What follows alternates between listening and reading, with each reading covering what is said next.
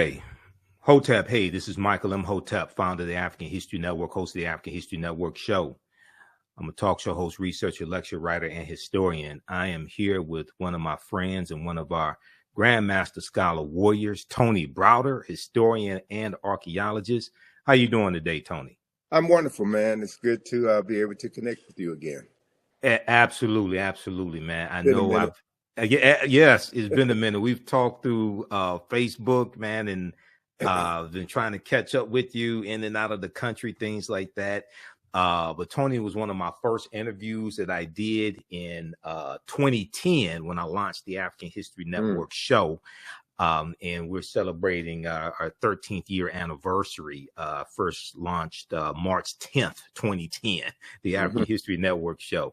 And many people know Tony is the author of one of my favorite books, and we use it in my online history classes. I teach Nile Valley Contributions to Civilization. If you don't have this book, you have to get this book, okay? Nile Valley Contributions to Civilization by Tony Browder. So we want to have this conversation. I was talking to Tony yesterday, Friday, and today. We want to have this conversation dealing with why Nile Valley civilization history matters.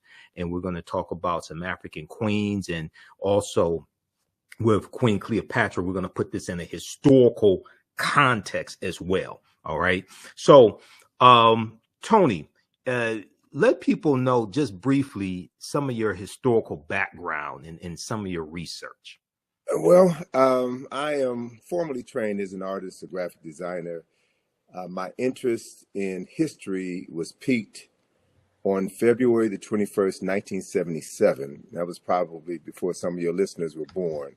That was when I met Ivan Van Sertima. Dr. Ivan Van Sertima was speaking at Georgetown Law School. He had just previously published They Came Before Columbus, the African Presence in America. And it was during that lecture that Van Sertima documented the pre-Columbian presence of Africans from the Nile Valley who had built ships, navigated the Nile River, Mediterranean Sea, and made numerous journeys to the Americas, principally in Mexico, where they brought their cargo of knowledge, astronomy, architecture, engineering, and agriculture, and influenced, helped to jumpstart civilization in the Americas, and that they were known to these ancient people as the Olmecs. And there were at least 20 large heads of these stone-carved heads of these Africans that were placed on ceremonial temples and mounds throughout Mexico. And what really blew my mind was when Van Sertima said that these Africans who had come to Mexico from the Nile Valley were from Egypt, and they were black. They were from Kush, and they were black. And this was the first time in my life I had ever heard anyone say this, because everything that I had read, everything that I had seen in television, everything that I had learned in every school that I had attended, even though they were predominantly black schools, taught just the reverse. So my mind was blown upon hearing Dr. Van Sertima's lecture, and that prompted me to begin to revisit everything that I had learned. And then I discovered what I referred to as forbidden knowledge. Information, historical information, which has been intentionally withheld from certain populations in order to influence how they see themselves, how they see the world, and how they interact with others. So it was my interest in learning this forbidden history that prompted my travels to Egypt, that prompted my my writing, my interest in studying this information.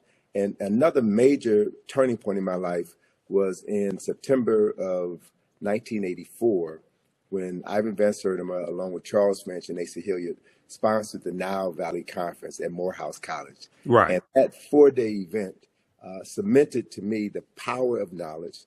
And the interesting thing about this gathering was that it featured not just African scholars and African American scholars, but European scholars who also understood that the historical knowledge of the past had been fragmented and had been erroneously presented as historical truths. So beginning to become aware of the fact that whoever controls your knowledge of the past controls your conception of yourself in the present has really framed everything that I've done. So the work that I've done, the writings that I've done, the study tours that I've done are all designed to introduce people to historical information that it may not have been a part of their formal educational process, but information that is critical to their ability to determine who they are and how they can move into the world and through the world and better interact with others. Okay, excellent, excellent. Now, in just a point of note, because people are asking, so today is Sunday, April 23rd, 2023. We are live right now. So people are asking that. And you set the tone for this conversation, Tony, because I got to ask you a question about the Olmecs as well. Okay. Because you just mentioned the Olmecs, right? And I teach about this in my class. And in Dr. David Imhotep's book, The First Americans Were Africans, Documented Evidence, he talks about the Olmec, Mandinka, Egyptian or ancient Kemetic connection. Okay. I want to have you explain that in just a minute. And then also, okay, CS, thanks for your support. If you want to support the African History Network, visit our website, theafricanhistorynetwork.com, theafricanhistorynetwork.com.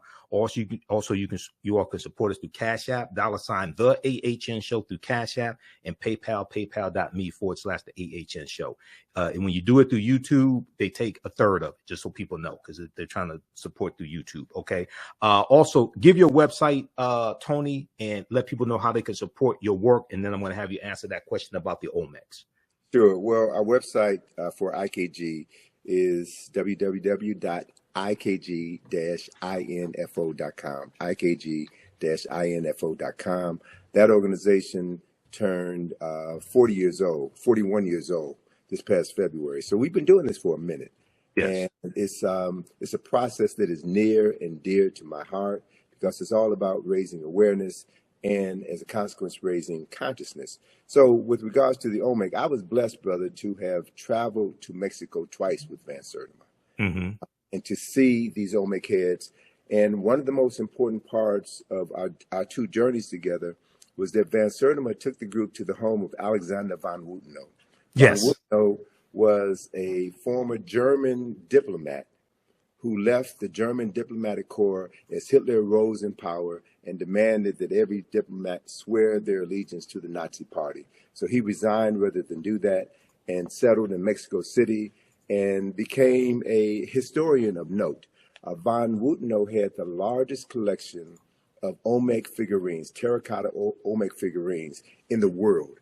And he literally took us through his house, took us through his museum and showed us these pieces and explained who the Olmecs were. Now, what's significant, to put this in historical context, that we've got these heads, and Van Sertima was not the first scholar to write about the pre-Columbian African presence in America. Leo Weiner was one of the first scholars. And even Von Wutenow himself has written extensively on this subject matter. So he's showing us that the selection of the very clay that was used to depict these Olmecs was a dark brown clay. And they had access to various colors clay. So he very skillfully and intelligently showed us the difference between the Olmec people and the Toltec people or the Mayan people based on the type of clay that was used to represent these people. So color was an important aspect of his presentation.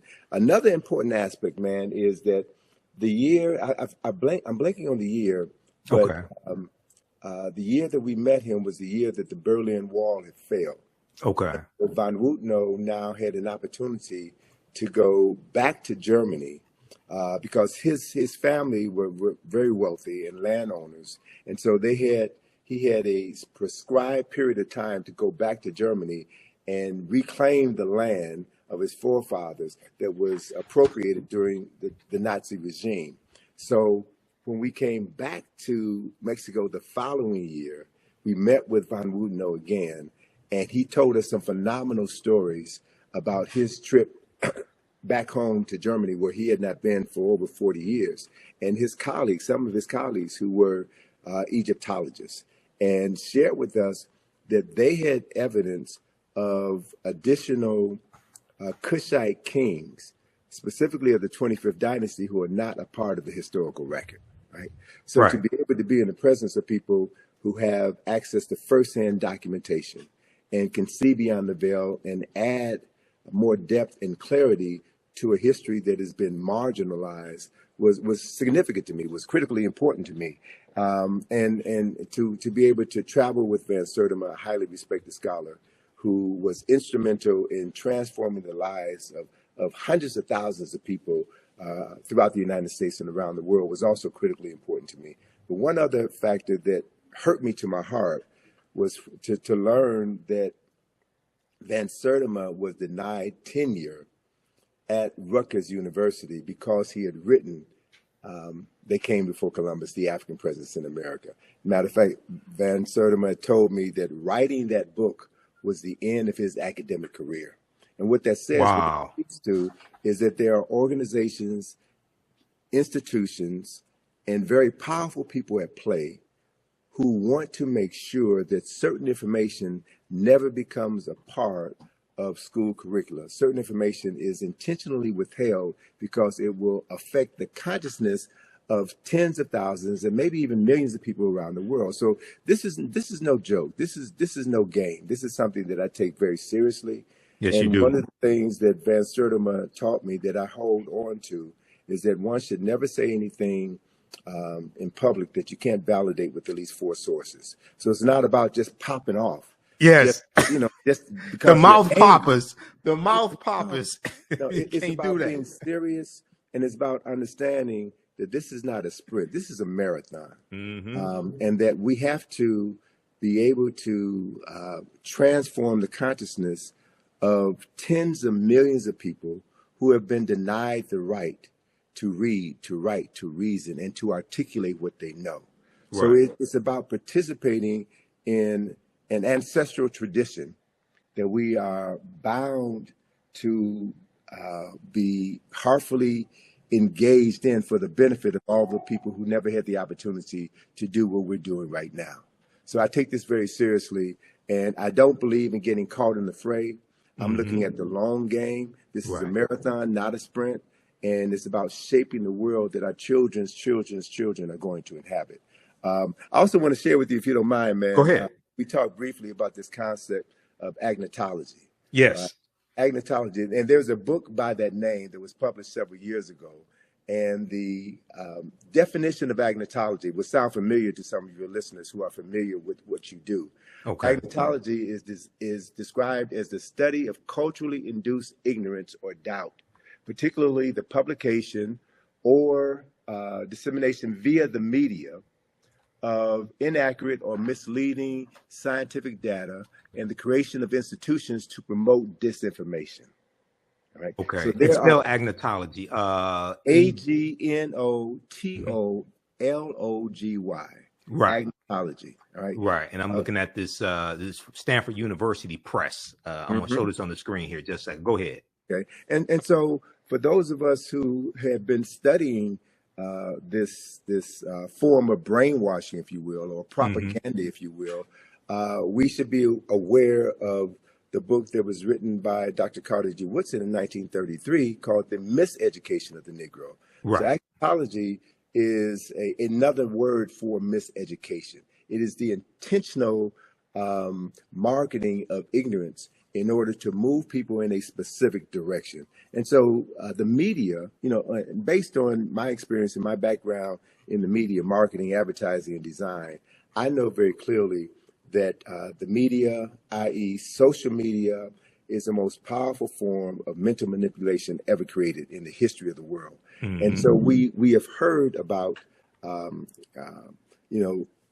Russians planting disinformation on social media in order to stir up animus in the United States during previous presidential elections. Correct. So folk who understand the power of misinformation and the power of being an unseen hand in the internet, in cyberspace. You don't know where these messages are coming from.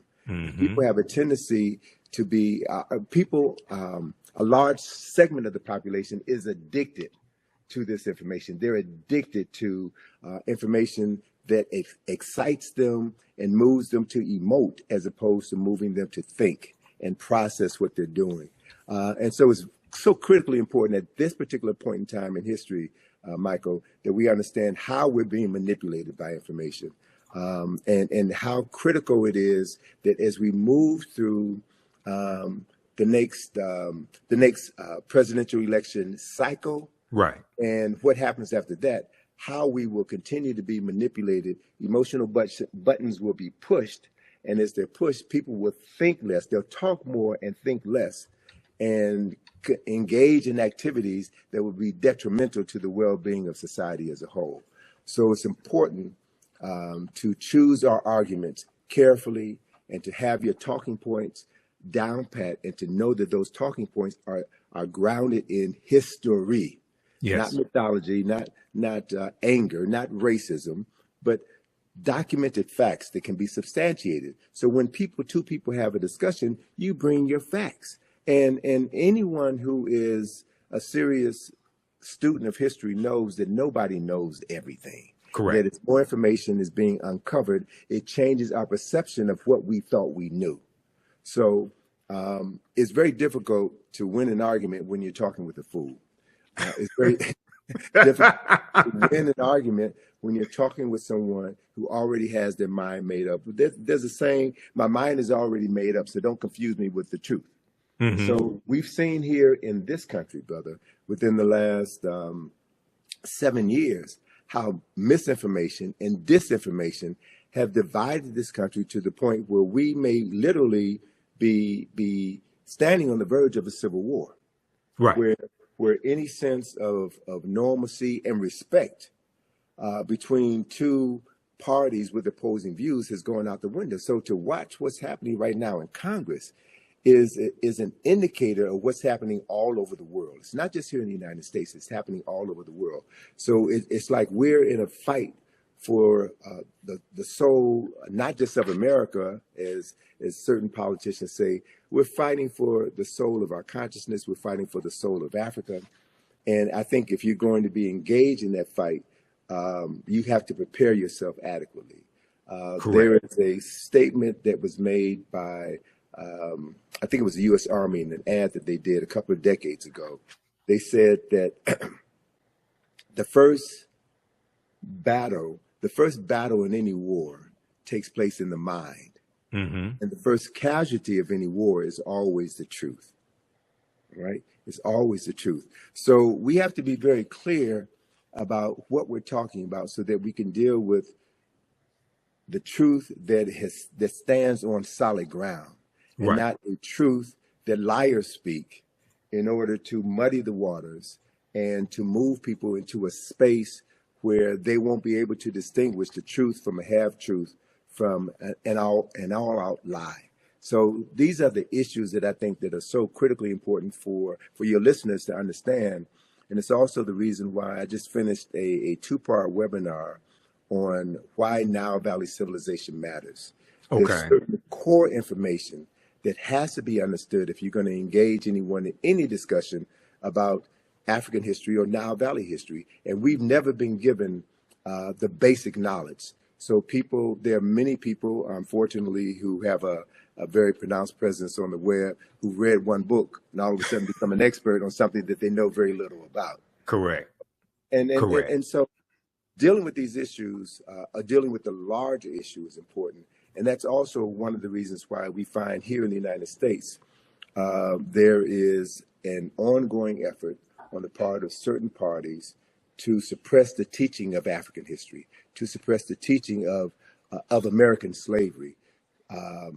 So, what's happening in Florida or Virginia or Texas is nothing but an effort on the part of a certain population to control the historical narrative and to perpetuate a point of view which disassociates them from decades of violence and murder and crimes against humanity. So I understand that. I understand why they're doing what they're doing, because of what they have to protect. So my response to that is not to get angry for our former oppressors for saying that they're not going to continue to miseducate us. We have a responsibility and an obligation to educate ourselves. And that's what the Black consciousness movement was about in the 1960s, which led to the Black studies movement, which has opened the door for us to have this level of conversation today. And there has always been pushback. There's always been pushback. And so we have to learn from the lessons of the past. learn how our scholars, our heroes and our sheroes were able to work around these obstacles that were placed in their path in order for them to continue to get the message out and raise multiple generations of people who now have a clearer understanding of what history is and why history is so critically important. Absolutely. And, you talked about dealing with facts. And I have a saying, those that have been following me on the African History Network show, if we disagree, let's disagree based upon the facts and the evidence, not the fact that you don't want to deal with the evidence. Okay. Mm-hmm. Number one. Number two, you talk about marketing. So many people know my degree is in business administration with a major in marketing from Wayne State University. The foundation of marketing is psychology. So this is why a lot of this information I understand better than many people because of my training and having a background in sales and marketing, et cetera. You mentioned the Olmecs a few minutes ago. I want to hit on this and have you expound on it and then talk some more about Nile Valley civilization and why this history is so important. So many people are familiar with Dr. David Imhotep, who wrote the book, The First Americans Were Africans, Documented Evidence. He's a friend of mine. I've interviewed him probably 14 times here on the African History Network show. And on page, I'm going to pull up this citation here because we discussed this in my classes also. What page is that in this book? He deals with the Olmec. He talks about the Olmec connection and what you just hit on. I want you to expound on this because when we start talking about the African presence dealing with the Olmecs, we get a lot of pushback or people saying, "Oh, you're lying," things of this nature. Okay, so he deals with let's pull this up here. Mandinka Egyptian Olmec connection. Mandinka Egyptian Olmec connection. And I'm going to try to flip over to this slide here. Just bear with me for a second. I got to close out one of these presentations. All right. Let's look at this here. So he says, let's see here. Let's go to current slide. A major ethnic group. And now this is from page 82, I think it is, of the First Americans Were Africans, Documented Evidence. A major ethnic group among the ancient Egyptians were the Manding people, a Niger-Congo homeland in the general vicinity of the Upper Nile Valley is probably as good a hypothesis as any for the origin of the Manding. And let me try to reconnect here. I want to show this slide. Okay, so we'll do this and let's go here. All right, resume slideshow. That's what we need. The Proto-Manding migration. The Proto-Manding migration had to have taken place during the African Aqualithic period. That was a wet period in Africa that lasted thousands of years at a time when the Sahara was fertile and had river systems and great lakes. All right, now I'm going to try to, okay, so go ahead and talk about, there's some more here I'll get to, but go ahead and talk about the Olmec connection, because when we talk about the Olmecs, you have people who say, oh no, the Olmecs they had nothing to do with Africa or anything like that. Who were the Olmecs and what's the connection between the Olmecs and ancient Kemet? Sure. Well, anytime new ideas are introduced into the academy, there will be those who will reject those new ideas because reputations are built on maintaining certain concepts and ideas. Right. So as a matter of fact, one of the foremost Mesoamerican scholars was Michael Coe of Yale University. Mm-hmm. And he railed against Ivan Van Sertima and his publication, They Came Before Columbus, and the Olmecs, the fact that the Olmecs were African. It was Michael Coe who said, and there you go. I was going to ask you if you had any images of an Olmec head. This is perfect. Yeah. It was Michael Coe who stated, and this is someone with a PhD in Mesoamerican history, who taught at Yale University. Michael Coe said that the reason why these Olmec statues had broad noses and thick lips is because the people who carved those statues didn't have the tools to make thin noses. I've heard that. Thin lips. All right. So that quote came from Michael Coe. Okay. Spell his last name, please. Spell his last name. C-O-E. C-O-E. Michael Coe. Okay. Yes. And Van Sertima, in describing this particular Olmec head, and this is at Villahermosa. I think it's at Villahermosa. No. Oh, God, it'll come back to me. Okay. But this particular museum is an incredible museum, man. They have one of the largest collection of Olmec heads, and the Mexican architect who designed this museum, I think it is Villahermosa. The Mexican architect who designed this museum also designed the Nubia Museum in Aswan. Okay. Right?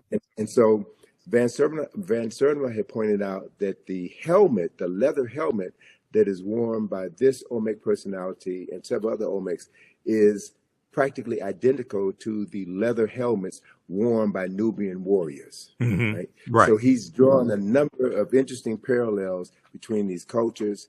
He's got maps in his book that shows the migratory pattern of the Olmecs from the west coast of Africa, who were able to catch currents that brought them over to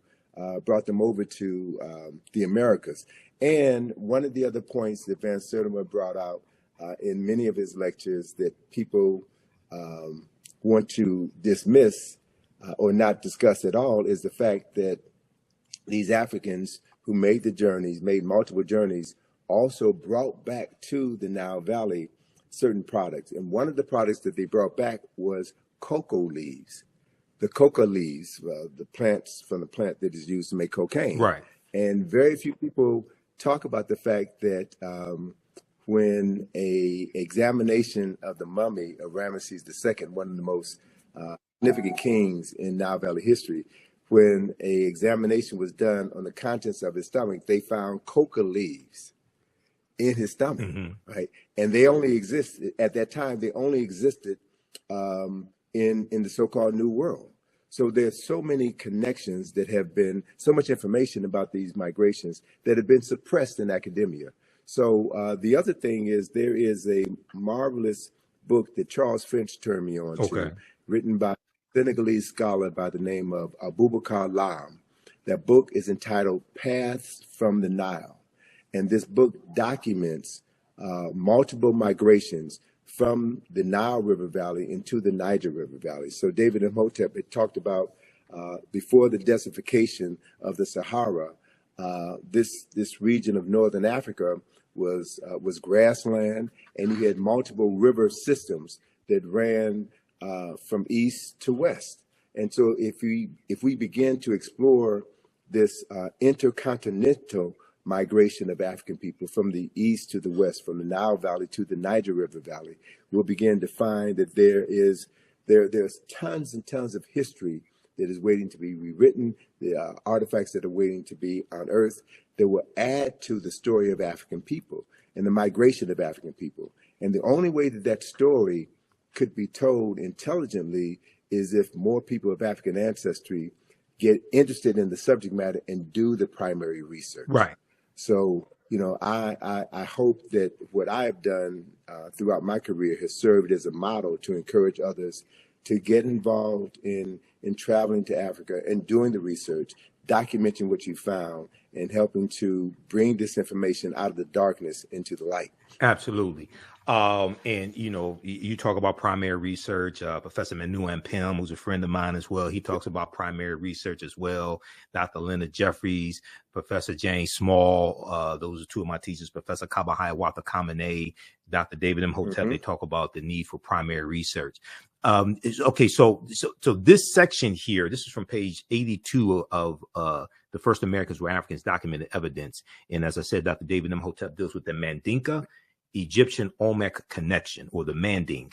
He said the Nile flowed west across the Sahara and emptied into the Atlantic Ocean during very ancient times. This would have enabled East Africans direct access to the Atlantic Ocean.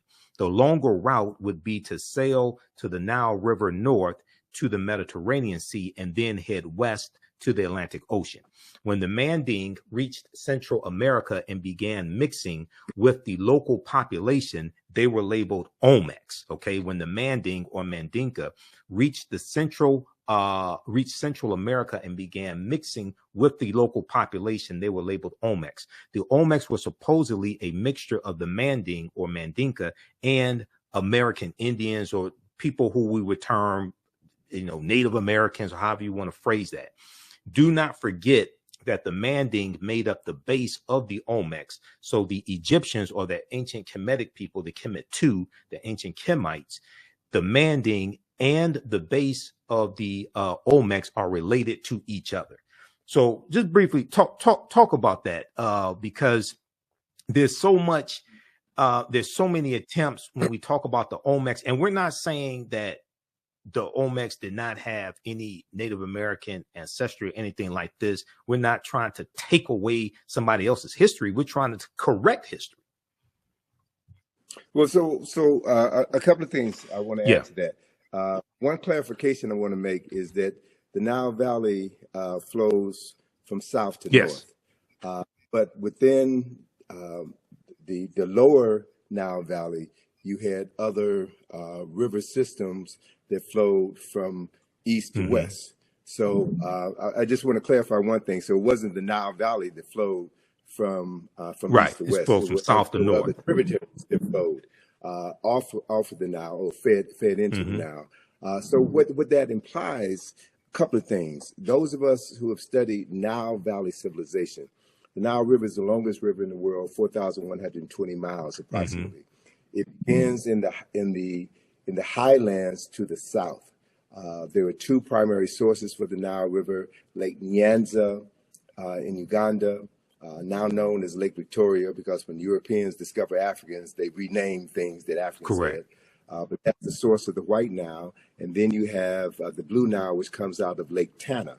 The Blue Nile is the primary source for 90% of the water that flows from Khartoum north into the Mediterranean Sea through Kush and through Kemet. By the time the waters from the White Nile reach Khartoum, where the two rivers join together, 90% of the water from the White Nile has evaporated. So it's not only the water from Ethiopia, but the silt in the water from Ethiopia that made the Nile Valley, the lower Nile Valley, the most fertile land on earth. So Dr. John Henry Clark refers to the Nile Valley as the world's longest and oldest cultural highway. So we know the people, products, resources, in addition to the water, flow from south to north. So when you look at the development of Nile Valley civilization, you'll find that the primary science, the primary mythology, if you will, of Nile Valley civilization came out of the south, came out of the upper Nile Valley. And I'll share this with you, and then I'll go on to finish answering your question. So the primary mythology of Kemet and Kush is associated with Asar, Aset, and Heru, who we know better by their Greek names, Osiris, Isis, and Horus. They're the foundational mythology of Kemet. That story of Asar, Aset, and Heru that was instrumental in the founding of Kemet from the first dynasty on, that story originated in Ethiopia at least 4,000 to 6,000 years earlier, among the people known in southern Ethiopia as the Omoro people. That same story is there. And as it flowed northward down the Nile, it modified over time, right? And became slightly interpreted, but that is a fundamental story. So you also had situations where as Africans migrated from south to the north, they also migrated from the east to the west. So there was this flow, this intergenerational transference of knowledge and technology over time and space from the east coast of Africa to the west coast of Africa.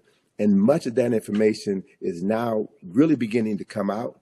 And what it does, the coming of this information will shatter all of the myths about West Africa. And there are scholars now in Ghana, Senegal, Nigeria, Cameroon, and Mali, who are now talking about their ancestral migrations from the Nile River Valley into the Niger River Valley. So we're living in an age of incredible discoveries where new information is going to be coming forward. So as part of that migration of Africans from West Africa into the Americas, what we're talking about is the further transference of African knowledge and African technology.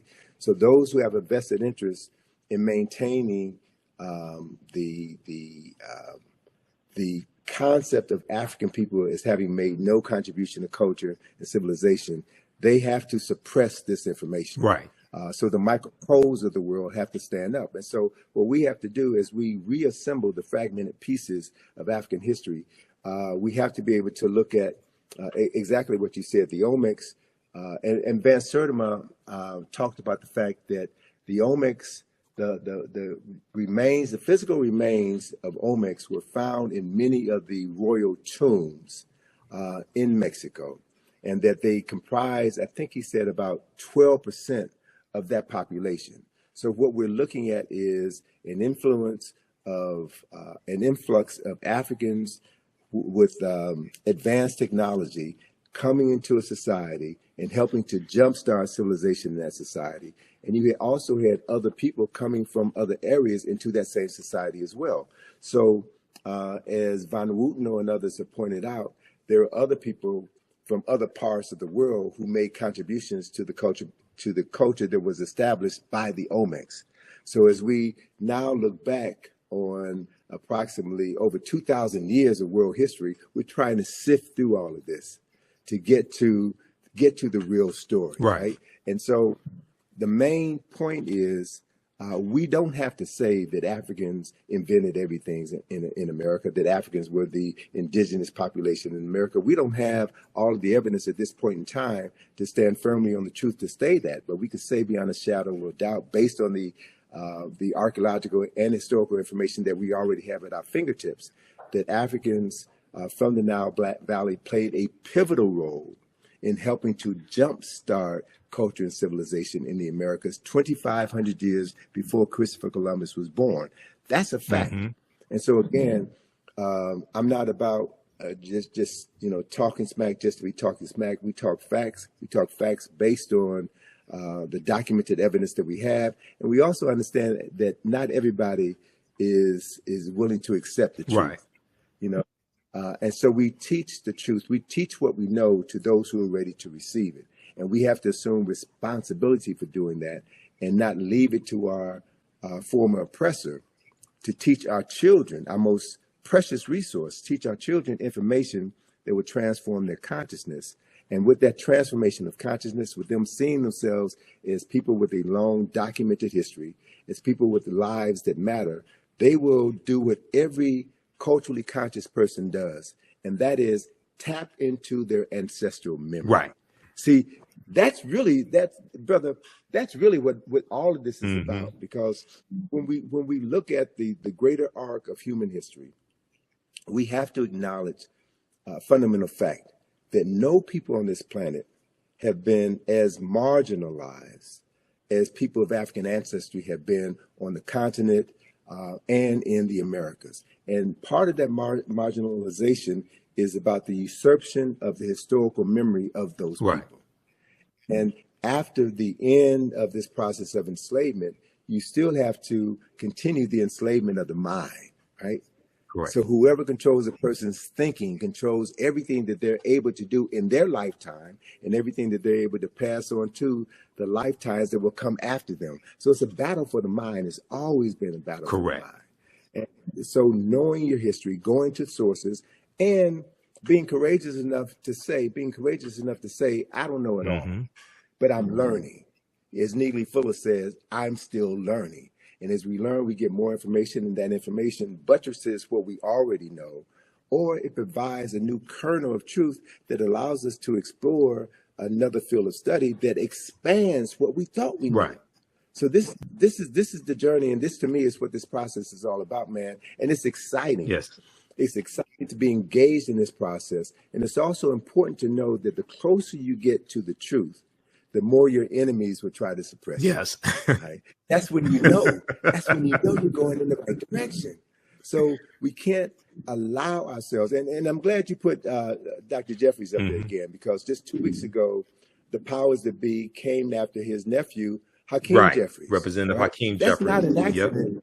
That's not an accident that is happening now. And they're bringing up issues that came to the fore in, what was that, 2001. 2001. Issues from 20 years ago, they're bringing up. Why? Because Hakeem Jeffries represents this phenomenon that I'm truly beginning to embrace and wrap my mind around. And that is the major reason why people of African ancestry are still here.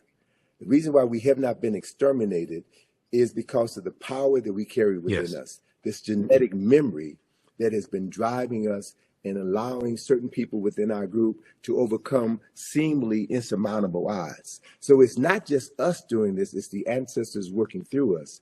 And it's the acknowledgement of the ancestors, which has always been our greatest power, our greatest resource. So whatever others can do to make you feel that to be African is to be ignorant, to be African is to be shameful. Deny your African ancestry means that you deny your ancestors, which means you cut yourself off from your only salvation, right? So there, and unfortunately, brother, there are many of us, many of our people who deny that they're African. Correct. Who deny that African people have ever done anything of any significance, who have bought into the narrative, bought into the lie. Those people will be marginalized by their unwillingness to embrace a larger historical truth. And that's on them. Right. Not everybody is going to get it. Not everybody is capable of understanding what is at play. And that are those people who have always been in opposition to the restoration of the African mind, the restoration of African consciousness, will always fund those people who will undermine this effort. That has always been the case. That's part of what COINTELPRO is counterintelligence program, yes. Yes, and also the use of government infiltrators to undermine organizations that were working on behalf of the advancement of African people. The Black Panther Party was infiltrated by these people. Anyone who saw Judas and the Black Messiah, right, saw that. And that story hit home to me because I'm from the west side of Chicago. Okay. You know, I know about Fred Hampton and Mark Clark. I was a freshman in college when Fred Hampton and Mark Clark were murdered. Went to school with a young lady who was in the house the night of the murder. So to have her give her description of what happened, and then to read in the newspaper, the Chicago Sun-Times, or to watch on the news, Mayor Daley, Edward Hammerhand, and other government officials give their version of the story, that's when the covers came off for me. That's when I began to realize that the media lies, the politician lies, that people have a vested interest in perpetuating a false narrative in order to maintain their power and suppress any effort on the part of African people to free their minds. So these issues are critical, man. And we cannot, you know, we cannot have a short-term memory when we're dealing with long-term issues. Look at what happened in the 60s. Look at the rise of the Black Power movement, the Black Consciousness movement, and the things that the government did to shut that down. The introduction of drugs into our community. Again, I'm from the west side of Chicago, so I can tell you specifically what happened when cocaine was allowed to come into the community unabated. What the film, and this is again the power of the media, what the film Superfly did to destroy conscious Black folk on the west side of Chicago. Right, the original Superfly with Ron O'Neal, the original Superfly. Yes, exactly. Yeah, exactly. So I was in Chicago, man, when that film came out, and I saw how cocaine. When the blaxploitation movies, and very quickly, and I know we only have a few minutes left here because I know you got to run. A couple of things I want to hit on that, but very quickly because people are asking. Also, if you want to support the African History Network, you could do so Cash App, $ the AHN show through Cash App or through PayPal, paypal.me/the AHN show. We have the links on our website, theafricanhistorynetwork.com, theafricanhistorynetwork.com. I put the links there because some people have set up fake African History Network Cash App accounts and they've been stealing money from us. Okay. So we have the actual links there. You can click on it. To support Tony Browder and the work that he and his daughter Atlantis Browder do. Okay. Go to IKG-info.com, IKG-info.com. You mentioned Superfly, and I want to talk about that for just a quick minute, and then have you connect Nile Valley civilization and history to Queen Cleopatra, put it in a historical correct context. Okay, we're not going to let that dominate the conversation. Nathan McCall, the author Nathan McCall, he had a book out in the 1990s called Makes Me Want to Holler. African-American man, Makes Me Want to Holler. And I read his book, and he talked about how in the 70s, the movie Superfly made he and his friends want to sell drugs, to live that type of lifestyle. Okay. And he ended up going to prison. He became a journalist. I think it was either the Washington Post he ended up writing for. Washington Post. Yeah, I read his book, and his book was fantastic. And I had the book on tape, but that deals with the power of the media. Okay. And Dr. Leonard Jeffries has talked about previously how those blaxploitation movies, not all of them, there were some good movies, but how some of those movies showed us in the worst light and promoted drug usage, pimping, selling drugs, things of this nature. And white people profited off of these degrading images of African Americans. Right after Dr. King's assassinated in 1968, Malcolm X assassinated in 65, the Black Panther Party for Self-Defense is infiltrated and largely derailed, okay? And then you have these movies. So we got to understand that chronology. Connect the Nile Valley civilization history to putting Queen Cleopatra VII in the correct historical context, please. Great. So the perfect example I can give you is the work of Dr. Asa G. Hilliard III, who established a framework for understanding Nile Valley civilization. And he divided Nile Valley civilization into 4 golden ages. The first golden age was dynasties 3 through 6, when all of the Mir or pyramids were constructed. The second golden age was dynasties 11 and 12, when all of the great literature, the philosophical literature, the scientific literature, the moral literature for the nation was established during that period of time. The third golden age and the longest golden age is dynasties 18 and 19, when Kemet was forced to become an imperialistic nation because of continued intrusions from the north. And then you have the last golden age, the fourth and final golden age, which is the 25th dynasty, which is what Dr. John Henry Clark referred to as Africa's last great walk in the sun. It was the last time in history that Africans were the wealthiest and most powerful people on the planet. So if you understand that framework, then after the 25th dynasty, and there were 30 dynasties in the history of dynastic Egypt, Kemet civilization fell in 332 BC with the advent of Alexander of Macedonia conquering Kemet and turning Kemet into Egypt. Egypt is a Greek word. Pyramid is Egypt is a Greek word. So most of the names of African places and things and people have been changed by non-African people. So if you don't know the original names, you'll never be able to understand the history, the culture, the science, the philosophy, and the concepts as they were originally created. Let me give you one example of that. Pyramid is a Greek word, which means little flat cake, like a pancake. The original word for that structure is mir, M-I-R. And the word mir means the place of ascension. So mir, there are no bodies buried in any pyramids of mir in the entire Nile Valley. None, zero. So anytime anybody tells you that the pyramids were tombs, that is a lie, whether it's an intentional lie or unintentional lie based on ignorance. Mir were always built over tombs. The tombs were underground. So the word mir means the place of ascension, the place of ascension. And the purpose of a mir was to facilitate the ascension of the soul buried underneath it into heaven, where that soul would be reborn. and they were very specific about where in heaven a soul would go to be reborn. So the first text which documented this journey of the soul into the afterlife was carved in the burial chamber of a tomb known as the Pyramid of Unas, right? So it's in his burial chamber where you find the oldest written religious documents in the world were inscribed on the walls of this particular tomb. That talks about the soul, that talks about the process for the salvation of the soul, that talks about the judgment of the soul, and the place where souls go to be reborn.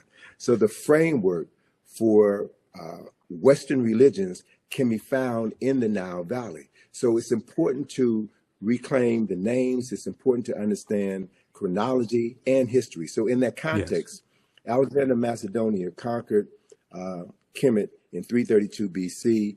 And the word Egypt derived from the name Ha-Ka-Ptah, which is the temple of the spirit of Ptah in the city of Mennefer, which was later renamed Memphis by the Greeks. And so that word Ha-Ka-Ptah became Aegyptus, which was Latinized and became Egypt. Yes. That's how that word devolved, not evolved, it devolved because it lost its essence through the evolution of the word. And so once Alexander conquered Kemet, and he became so enamored by the 3,000 years of historical knowledge that he had inherited by virtue of conquest. And so he no longer referred to himself as Alexander, son of Philip of Macedonia. He called himself Alexander, son of Ammon, son of Amen, the unseen presence of God Almighty, which is a upper Nile Valley concept, right? And so the Greek rulers then descended from Alexander's line. And Cleopatra is the last of these Greek rulers. So Cleopatra, for all intents and purposes, Cleopatra was not African. She was not Kemetic in the literal sense of the word. And so my thing is, don't get caught up in Cleopatra.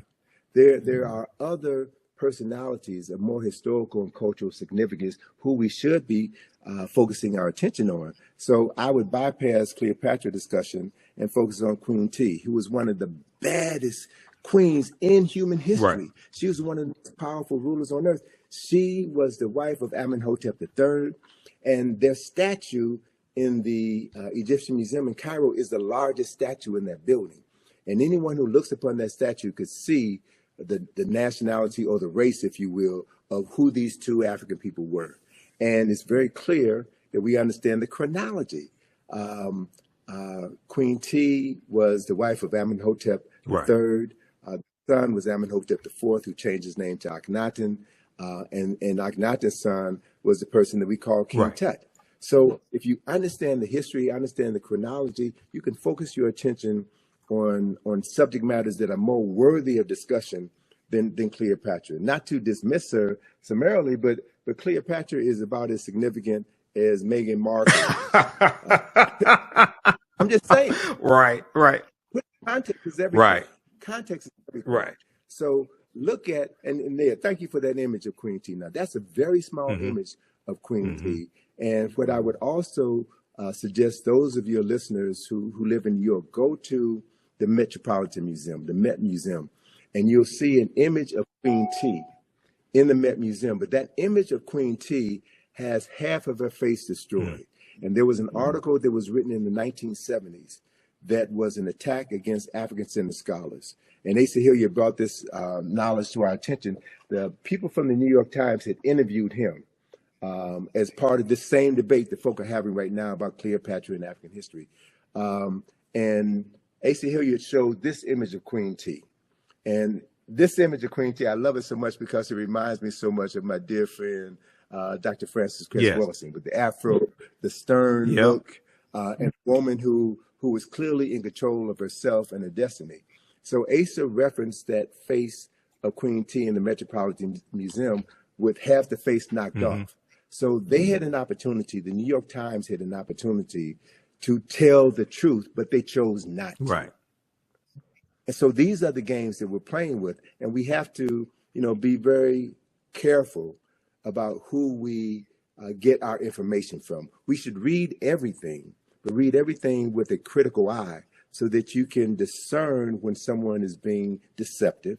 You can discern when you're being immersed into aspects of the truth, so that you can ground yourself on the truth and not be led astray by arguments or false narratives that are designed to neutralize your strength, your power, and to waste time. Yes. No, we really don't have any time to waste. Yeah, absolutely. And speaking of time, I know you have to run, so I want you to let people know about. You told me Egypt on the Potomac tour is going to start back up. Give people the website, and then family watching. As soon as we finish with Tony, I'll let you know about my online history classes I teach on Saturdays and Sundays, because we have a class today at 3 p.m. Eastern Standard Time. Go ahead, Tony. So through our company, IKG, we have been presenting this information for over 40 years.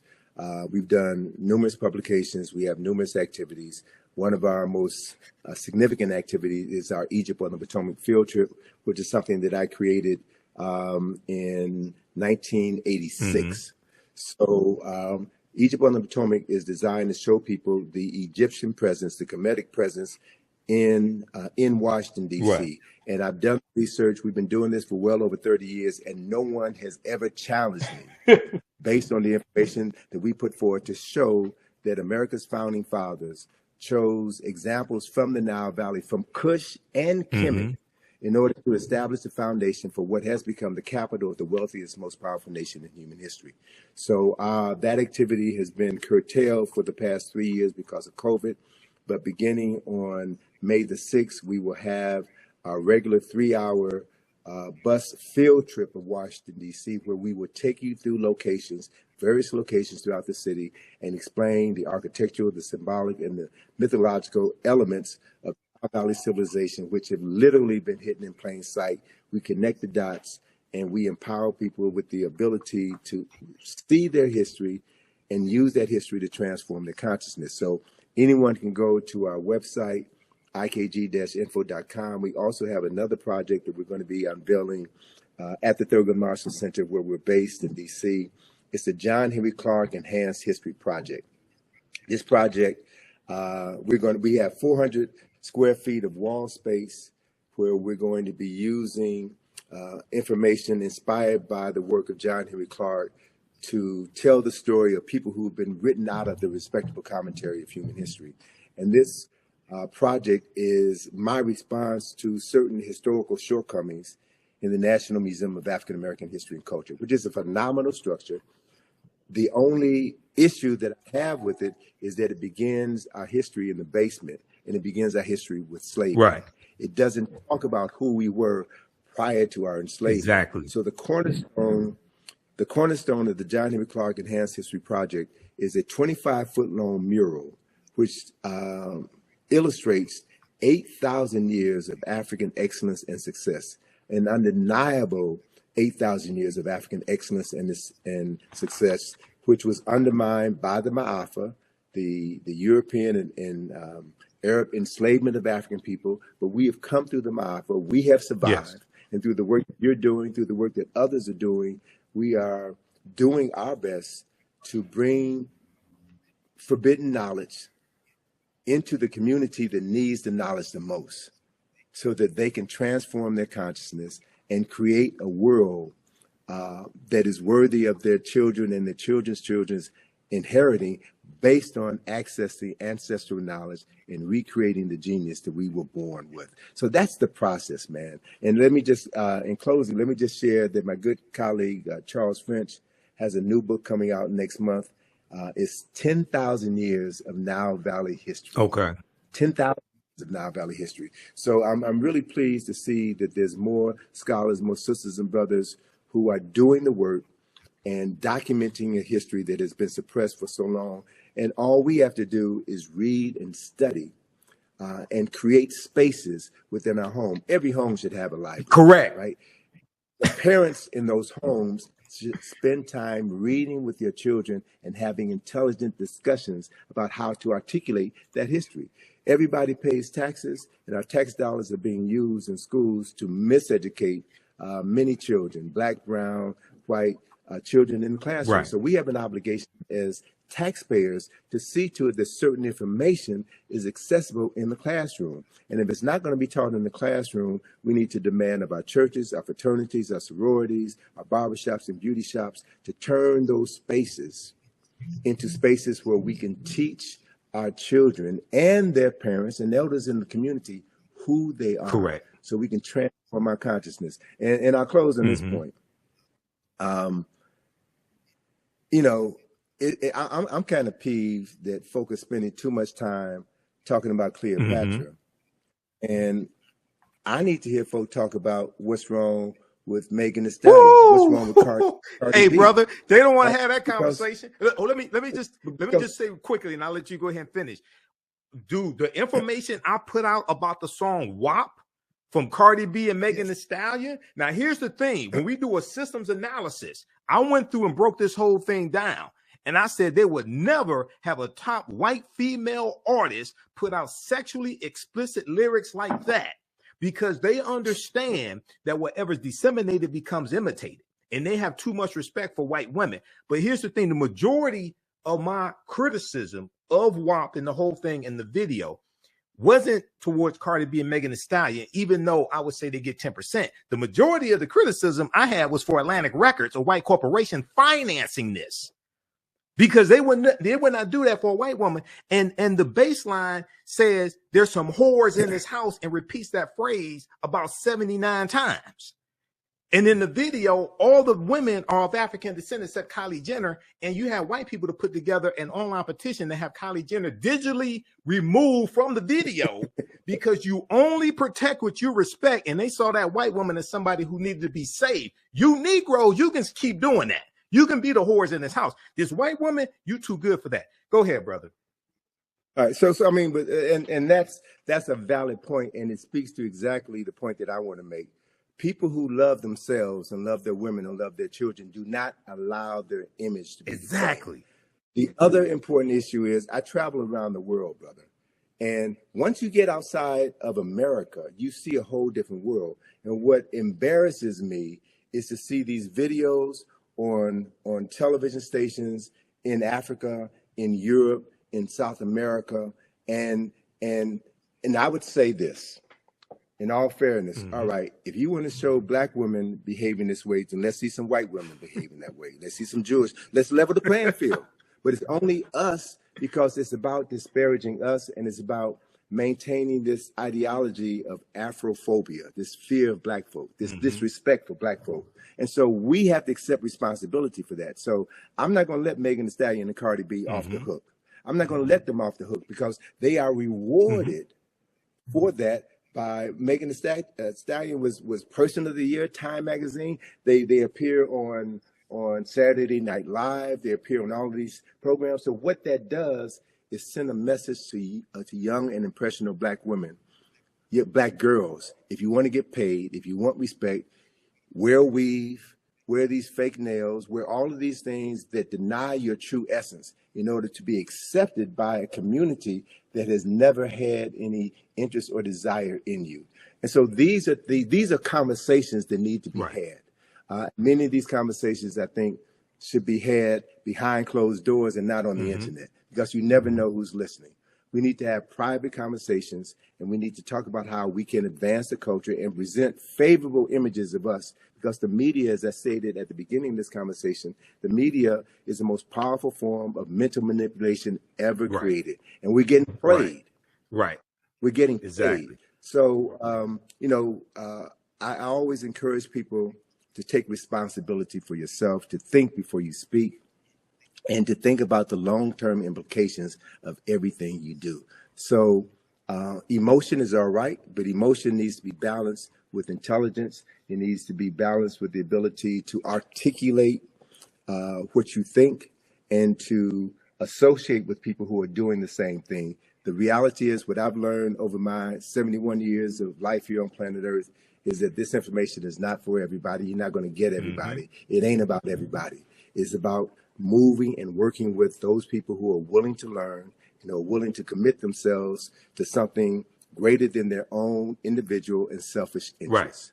It's about building for future generations. So that process is happening, brothers. I'm encountering more younger sisters and brothers. When I say younger, I mean folk in their 20s, 30s, and 40s who are finally getting it, who are thirsty, who want this information. These are the people that we need to be focusing on.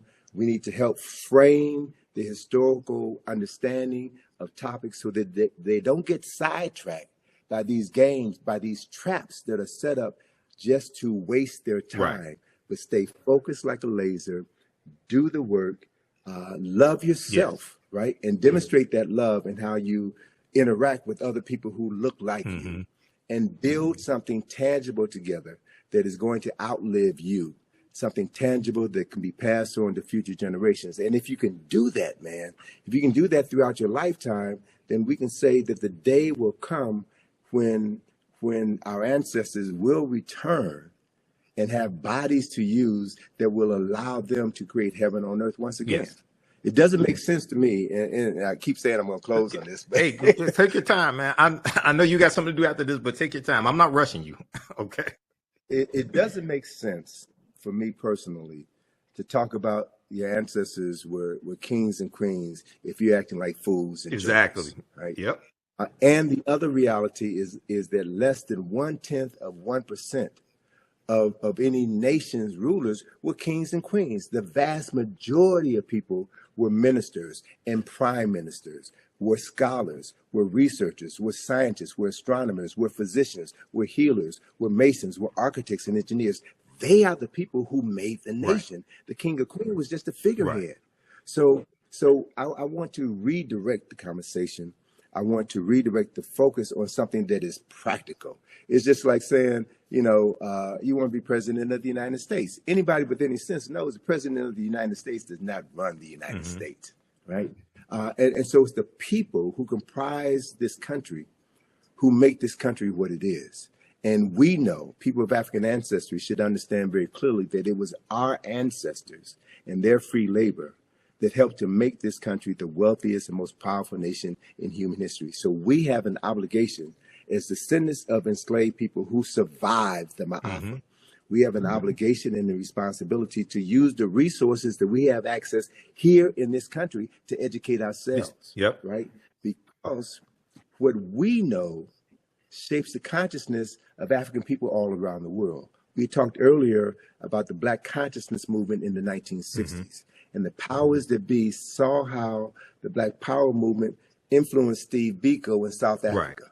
And he replicated a similar movement. It was happening in other parts of Africa as well. So the colonizers had to shut that down. And you shut that down by introducing films that divert our attention and have us praising drug dealers and ungodly behavior.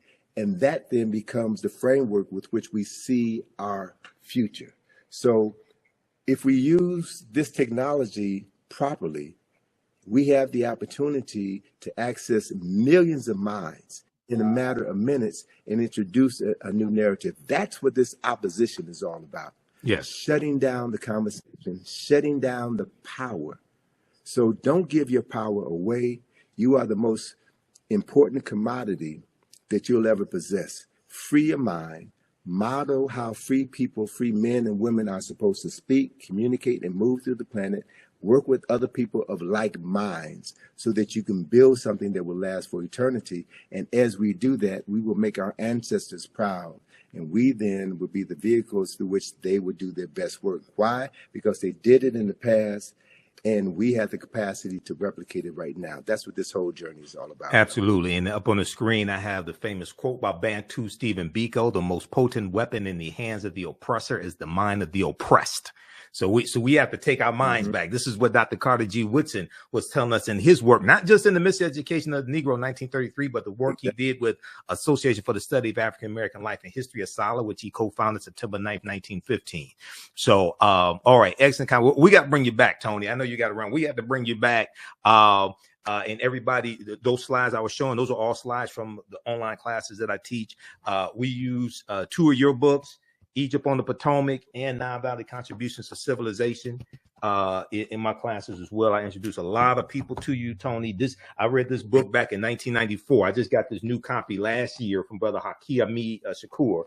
But my original copies from 1994, the pages were falling out. I had to get a new copy, man. But that book I read from the Browder file first. Then in 94 at Wayne, when I was at Wayne State University, I read Nile Valley Contributions to Civilization. It blew my mind, man. I haven't been right since. Okay, it corrected my mind. Right. You have been it corrected my mind, man, but it blew me away, brother. So you got to write. This is volume 1, man. You got to write volume 2. You got about 20 volumes in you, man. But you got to write volume 2, brother. Well, brother, that's one of the reasons why I need to use the time that I have left to redirect my energies. I've got a ton of information that I need to get out. Yes.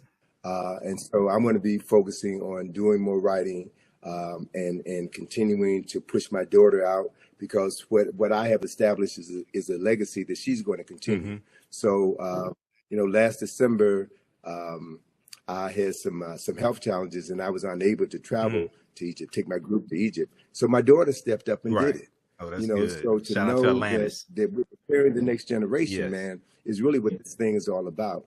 Because we're not going to live forever and we can't do everything ourselves. So we should be training cadres of young people, man, to know who they are and to live that knowledge in everything that they do. That then is how we change the world. So, it's a pleasure to be on the program. We got to have you back soon, brother.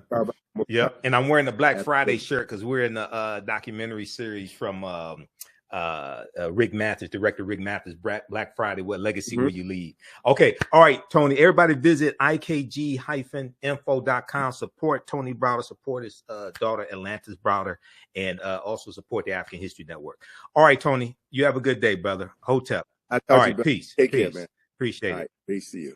All right, everybody. So that was one of our esteemed scholars, one of my friends for years, Tony Browder. He was one of my first interviews that I did in 2010 when I launched the African History Network show. Everything. Visit our website, africanhistorynetwork.com, africanhistorynetwork.com. You can register for the online history classes that I teach. We deal with thousands of years of history.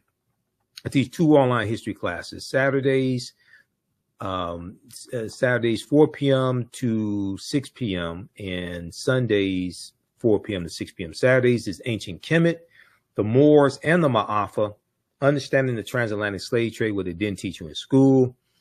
And then on Sundays, Black resistance movements, from Christopher Columbus to the Haitian Revolution and the Black Power movement, 1492 to 1968.